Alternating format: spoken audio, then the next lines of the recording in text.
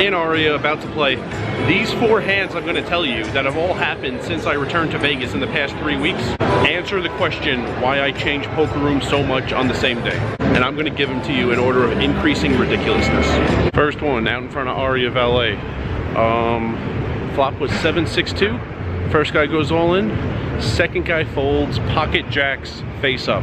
Now it was a big shove. It was about 220 of an all-in into a pot of about 75, but still. Even though it was 3x the pot, I mean, in any city in the central time zone or eastern time zone, you would never see that. It's unheard of. The guy with jacks just loses if he loses. He doesn't care. Second hand, I was in hand number 2, hand number 3. Hand number 2 was in MGM. This was last night on the river. Guy bet, board was 5-5-7-9-4. Front door diamonds, that came in on the river. Guy bet 50 on the river. I went all in. If you pull in the 50s, the pot was about 200 and I was all in for 196 more. Pot size all in. He folds the ace high flush face up. Now, this one, I did have him beat, but that's irrelevant. You would just never see this in Baltimore, in Council Bluffs, in Harrah's, Atlantic City. Maybe Maryland Live, maybe Borgata, but not the other places. I've played eastern part of the country, just absolutely unheard of for 196 to fold the nut flush. I was also in hand number 3. This was at Aria. Board was 5-6-7, Queen 6. Now on the river, guy checked. I was in position. Didn't think he was going for a check raise at all, so thought he was not going to check any hand better than I had. So I bet. I think I bet about 65 until like 220. There was another guy in the hand on the flop and turn. He folded on the river. So the pot was pretty good. 65 into 220. He doesn't think for that long. And he folds pocket aces. There was no flush possible. I did not have aces beat, but I thought he was never checking a hand worse than I had. I thought he was never checking a hand better than I had. So just an easy bet for value.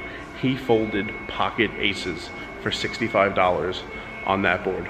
Bonus hand from the New York parking garage. I was playing at Bellagio earlier. The hand in progress as I sit down. There's a bet on the flop, 9-7-6 flop. The better gets raised all in. The better has about $90 more.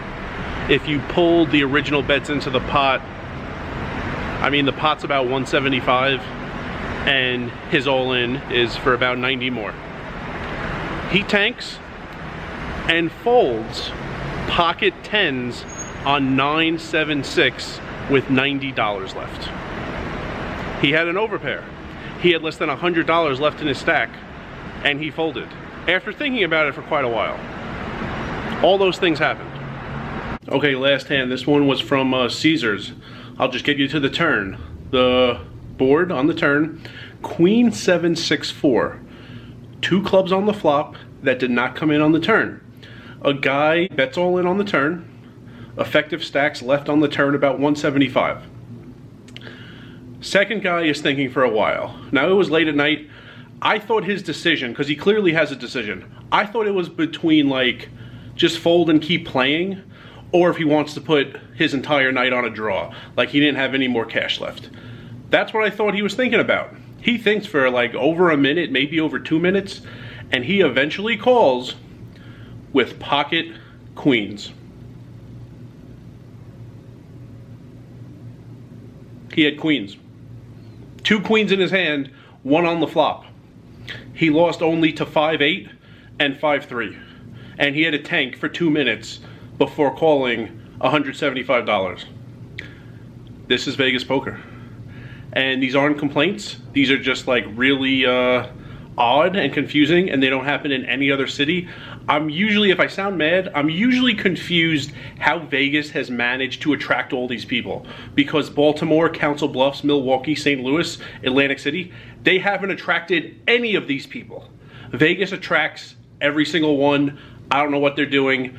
It's a fantastic phenomenon that I just can't really grasp how it's happening. So Las Vegas poker hands. Emphasis on Las Vegas.